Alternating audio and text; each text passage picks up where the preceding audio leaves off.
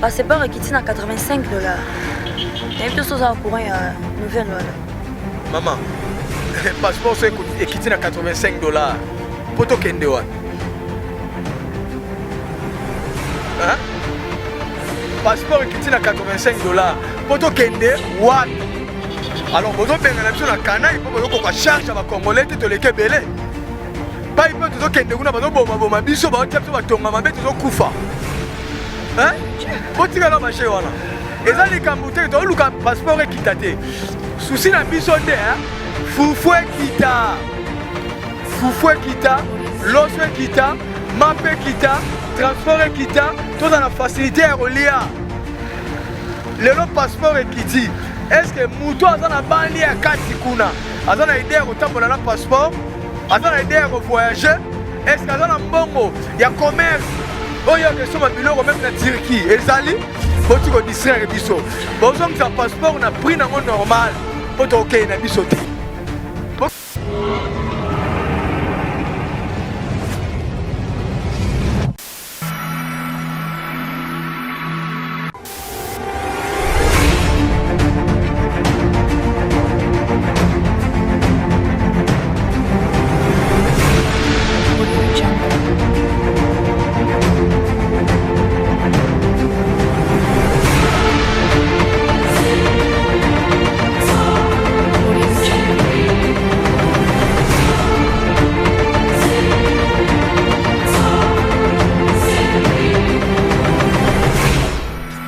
Salut à tous les abonnés à Gemidor Télévision, j'espère que vous allez bien. Moi aussi je vais bien par la grâce de Dieu. Je dis encore un grand merci à abonnés sur Gemidor, c'est grâce à vous de Gemidor Isa, c'est grâce à vous de Nafani Awa nous présenter cette émission. Je ne peux pas commencer mon émission sans pourtant couper sa dédicace à papa de Yontinga, à mon cordon, Dieu Mundirba, ainsi qu'à ma grande famille d'Asiva. Et pour tous ceux qui nous suivent pour la première fois, n'oubliez pas de vous abonner, de liker et de commenter sur nos vidéos. Sans plus tarder, je vais au vif de notre émission. Nous avons fait une descente avec Gianni Diwa, je suis toujours avec lui, je sais pas, me dire bah si tu peux m'aider au fond de la caméra, je suis encore avec lui. Maintenant nous allons essayer, il y a un problème, il y a qu'à analyser, il y a qu'à ça la débat, je sais pas comment, sur la SNEL, parce que la population est là, population elle est lit. Avant tout le confinement, oui dans le confinement, le chef de l'État le Bakuko a passé 2 mois. To futa couranté, to futa maïté, babayer peut pas tout sauter. La population avait cru que tant chef de l'État le bibongo et zako a vu charge na biso donc tous ces 2 mois là to futa té le gouvernement pose charge là selon population nengi et banaki ko kanisa. À notre grande surprise 2 mois ngo ekoki to mona ba facture yé. Ba facture ngo non seulement il y a 3e mois mais pas doublé encore. Dans son facture, il y a 20 000 et je ne sais pas, 70 000 ou comment. Donc, ici, donc population, ils ont là, ils ont la SNEL, ils ont la régie des autres, c'est le même cas. Tout ça, on a dit, moi, un citoyen. On a dit, on a kanda.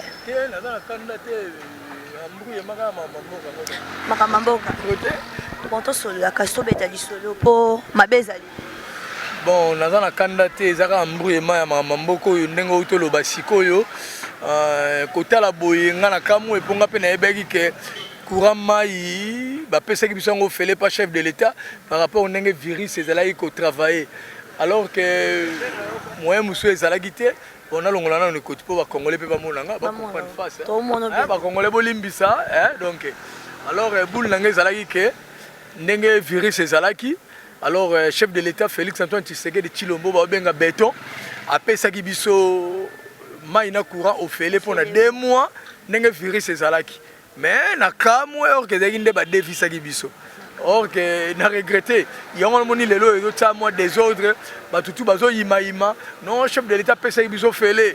N'engue virus ezalaki mais ndeni lelo comme yo, to bando foot longo ba nyongo malembe. Donc ndengo na vraiment kito côté. Alors tant bo sala ki ndengo na senga ki bakonza mboka bameka ko expliquer batu bien bon monde to pesi bino bo aider moi ba futa te ezaki to déficit bino chaque mois ekoya to bando ko tango nyongo ndam bozolongola ndam tibo ko sisa ba nyongo ya 2 mois OK balobaki ndengo wana te balobaka ke 2 mois courant mai peuple congolais bokofuta te nyonso na yango omoni c'est désordre. Alors côté wana penza bomeka kobongisa ngo soki te mbutu na mbutu nalingi na rappeler sur point moko balobaki boye même na babayeur to comme na ba problème na bango na bandako parce que tant balobaki 2 mois wana to futa te zaki par rapport nde to zaki confiné bato ba osala te bato ba na bandako mais confinement ezo continuer parce que bazo prolonger ba jour mais ba facture ngo comme ozonga donc on ne comprend pas à ce sujet là. Je sais pas ce qui vous avez quelque chose à dire sur ça. Mais kota la boye ndengo lobi na ngandeko eza longa ndenge mona mama ina courant. Oyebi bakolo lupango wana eza na mutu mso aza na mbongo taza mpia kenge maza na lupango aliaka na bandako ba locataire alors bino tango boyebi ke non locataire le yoko lupango le baba locataire na yo ndenge eza par rapport à virus ba futa mbongo ndako te siko batu wana l'été ke yo tikela bango la o ba kolia na palais na bango l'été ke tikela rote siko mutu wana ko vivre ndenge ni po aliaka na mbongo bandako na ye. Donc côté la pelle l'été bêta qui m'a bé. Il fallait pas tirer un de kumbela masolo to kumbela onga ndengwala. Pour congolais pe côté la pe congolais boye. Asala ni na ba compagnie za likamba ba compagnie te pour misala na mbongo ezate. Congolais vivra na COP. Pour ceux qui zalaki likamba ba compagnie ba nini. Mais lelo mama to ngoko lia na misapi. To ngoko vivre ndeni. Pour to longa ngona ba 2-3 mois oyo et l'axi que congolais asala rande COP. Congolais vivra na COP. Alors, côté on a l'État, et bêta qui m'a bé, pour qu'on le prenne en zone bon on a locataire, courant maï, bon le bilan me fait les, or que bon défi ça qui biso. Et comme il y a un autre foot en ondam, vraiment il y a un côté, on a loisir, on a un côté, il y a un côté maman. Tu as remarqué un petit changement dans la facture OEY, dans moi OYO, et Mati Makasi. To meki un peu ya ko questionner ba to ba gens ya régie des eaux ba gens c'est mais biso ba facture ezo mata po to ya dollar pe mati. On sait pas. Wana ya lokuta ma meilleure stratégie ba récupérer ndé ba mbongo ya ba 2 mois o bo ko futa ba facture te. Yango wana ba ko mo coach la ondengo na po evimbise kanga trou. Eza stratégie maman. Mais balongo li pe ba mwana te na ba mwana nyoso to pe maki 2 mois na yango pe zali siko dollar et lobini na maka mama ina courant dollar et koti wana ndeni so to yeba ne ozo mona mboka loisir yango na mona do chiter toujours na kombo chef de l'état na kambo nyoso ngambo nyoso zo la chef de l'état Félix Antoine Tshisekedi Tshilombo o ba benga beton makambo nyoso zo la ye ozo mona mama yango na mona zo loba ke chef de l'état fongola misu pour babiloko nyonso yango wana ke salirié donc afongo elango misu aza mokonza Congo aza mokonza RDC mboko eza ya biso tout. Pardon, eko salir to et salir déjà parce que là c'est le chaos. Te nazo loba ke eko salirié pour makambo ezebele et que continuer ko salirié ezanga courant maité ezanga mama bako lupango te makambo ezebele ndenge ezo uta ekoloba makambo ebele o ezo tsa des autres na mboko ezali ezanga courant la maité ezanga bako lupango te makambo ezebele oyo ozomona banzela musu basala banzela mezo koma na suka te banzela misala ezo katana tokolela pa nani Chef de l'état akas est-ce que totanga komba député tokolela pa chef de l'état ya mona lobaike même ba député na ba ventrer ba distraire biso to tika na ba masolo wana to tika ba masolo wana makambo nyonso na mboko eza ba G okende koto ba G okende koto ba policier bango pe ba vrai colonel. Comment colonel lelo yo atiki kutu kuluna te me bolati etenya la police bo bisu munduki bo pesiye yeba ke munduki leki lichette na makasi poko na 10 mètres ba robeto ngo mais lichette na 10 mètres ozwango te on comprend bozu bango bo pesi ba munduki ouais sur na mabolo kaka bango mo bazo piller mama nabi ngana mo padi sango olandi combien de bateaux balela que bazo ko kulune ba misu balati batenya la police pour la nini mboko lingaka vérité te soko lobi ka vérité faut ba okanga yo vérité ka soko lobi ba okanga yo soko boboyi vérité mboko ngo changer ndeni faut tout ba vérité bomoni likambo bolobi bomoni likambo bolobi général Kasongo tala ba policier bien mutu nyonso ko la policier te na parade wana telemisa bango tout banda ko landela bango malembe okoyeba vrai policier na faux policier général Kasongolo to sengio yango wana soki ba policier ba travailler mabe et que salir yo général donc tala bango landela bango po kolinga te kombo na yo kota na buzoba mon général bino bozo batela biso peuple population bino bozo batela biso alors général eza idée na pesi yo ba policier bazo sala pe buzoba ebele en tant que général na sengi na yo papa oza mutotanga oza mutamibeko landela ba policier bien tracasserie eleki pour ba policier policier comme foutsa ticket policier comme foutsa ticket policier alors foutsa ticket et salamate tozo betaka lisolo ya population tozo solora mamba peuple na lobi to lo bana likambo ya to oyo po ekomi lokola likambo susu chaque jour to ezomata chaque jour biloko na wenze pe ezomata chaque jour pe makambo ezokoma be tshani diwa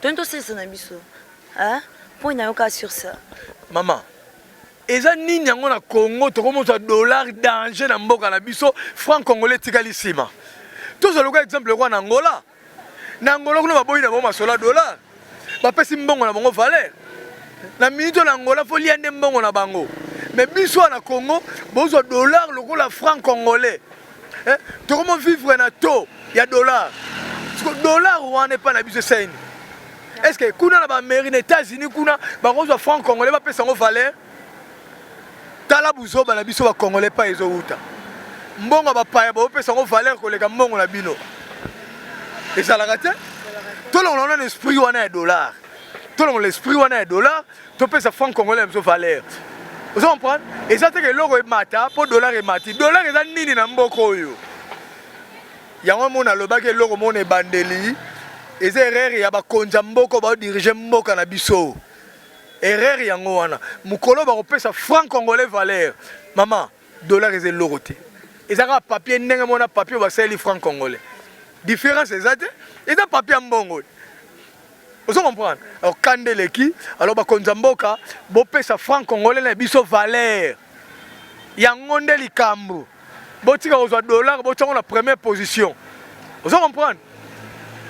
Tout ça, on lipa na dollar te. Ok, pas maman m'a lipa 300 francs et 500 francs, mais c'est la maman mouamba. Nyo sur le franc congolais. Bosi li sola dollar, boko tchango nini. Bakonzamboka. Ah, ngam kono comme chef de l'État.